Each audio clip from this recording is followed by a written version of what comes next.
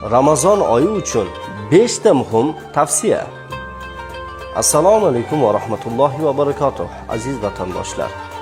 Inshaalloh mana Ramazon oyi ham tashrif buyurdi. Bu oyda amal qilishimiz kerak bo'lgan 5 ta muhim tavsiya haqida gapirib o'tamiz.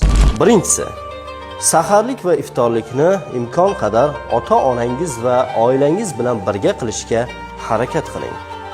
Ulfatlaringiz va o'rtoqlaringiz bilan Ramazondan keyin ham osh yeyishga ulgurasiz. Ikkinchisi, taroveh namozidan keyin to saharlik vaqtiga qadar o'rtoqlaringiz bilan futbol, PlayStation, bilyard, kompyuter va shunga o'xshash o'yinlarni o'ynash hamda Instagram, Telegram va YouTube'da bemaza videolar ko'rishni to'xtating. Hech bo'lmaganda 1 oyga. Zero Ramazon tunlari ham ibodat qilinadigan oy hisoblanadi. Uchinchisi, Ramazonda imkon qadar ko'proq sadaqa va ihson qilishga harakat qiling.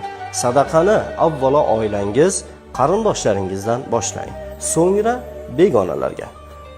Imkon qadar sadaqa va ihsoningizni maxfiy qilganingiz maqsadga muvofiq bo'ladi.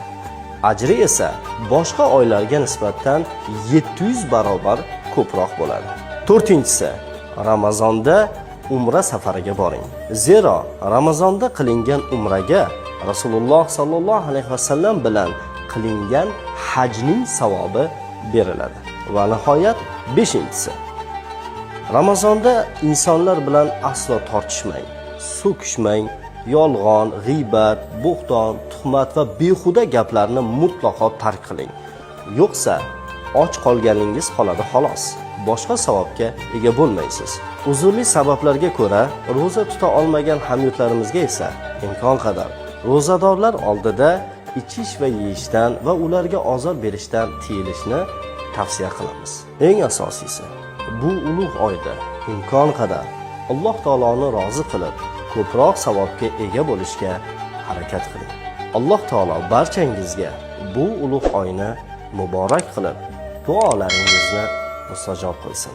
Assalomu alaykum va rahmatullohi va barakatuh.